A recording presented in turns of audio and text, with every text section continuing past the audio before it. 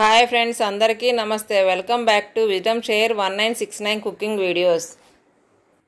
ఈరోజు మనము ఈ వీడియోలో బిస్మిల్లాబాద్ తయారు చేసే విధానాన్ని చూద్దాము. దీనికోసం ఒక కుక్కర్ తీసుకొని దీంట్లో 2 గిద్దల బియ్యాన్ని పోసుకొని 1 గిద్ద కందిపప్పు పోసి వీటిలో కొంచెం వాటర్ పోసి శుభ్రంగా 3 సార్లు వాష్ చేసుకోవాలి. ఇప్పుడు మనం పోసుకున్న 2 గిద్దల బియ్యము, గిద్ద కందిపప్పు మొత్తం 3 గిద్దలకు కలిపి కూడా గిద్దకి 3 గిద్దలు నీళ్ళ చొప్పున 3 గిద్దలకు కలిపి 9 గిద్దల నీళ్ళు పోసుకోవాలి. దీంట్లో 1 స్పూన్ నూనె, 1/2 స్పూన్ పసుపు వేసి మొత్తం ఒకసారి కలుపుకొని మూత పెట్టి 1 గంట సేపు నానబెట్టుకోవాలి.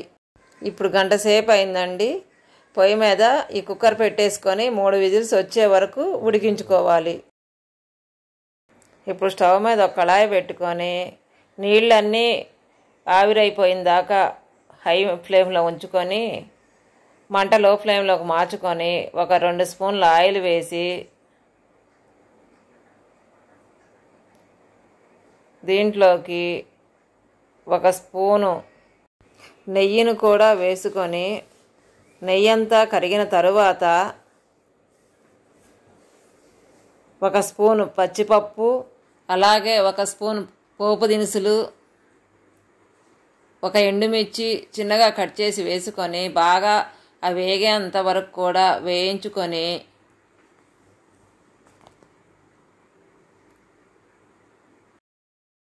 ఇప్పుడు దీంట్లోకి లావుగా కట్ చేసి పెట్టుకున్న 1 కప్పు ఉల్లిగడ్డ ముక్కలు, పొడుగ్గా కట్ చేసుకున్న ముక్కలు 1 కప్పు, 1 కప్పు క్యారెట్ ముక్కలు,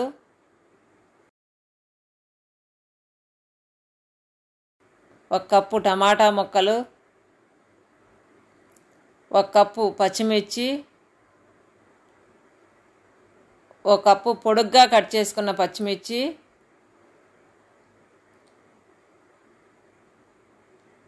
1 కప్పు క్యాప్సికమ్ ముక్కలు, 1 అరకప్పు బఠానీలు వేసుకొని ఈ ముక్కలన్నింటిని కూడా ఒకసారి బాగా కలతిప్పుకొని ఉడికే అంతవరకు కూడా ఉడికించుకొని కొంచెం ఉడికిన తరువాత 1 కప్పు మునక్కాయలు కూడా వేసి బాగా కలతిప్పుకొని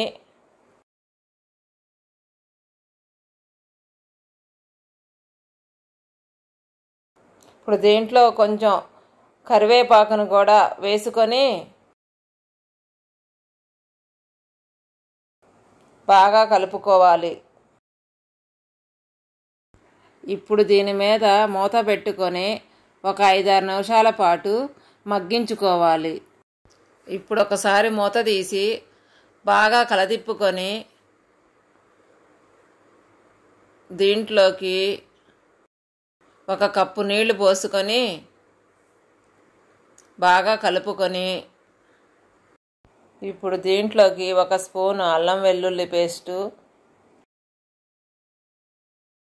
1 స్పూన్ కారం, 1 స్పూన్ ఉప్పు, 1 స్పూన్ ధనియాల పౌడరు, 1 స్పూన్ జీరా పౌడరు, 1 స్పూన్ గరం మసాలా వేసుకొని బాగా కలదిప్పుకొని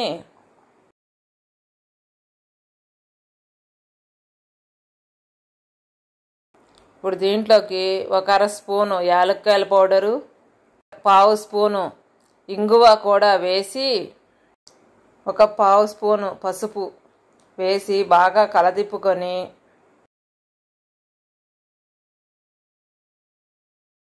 మూత పెట్టి 2 నిమిషాల పాటు ఉడికించుకోవాలి.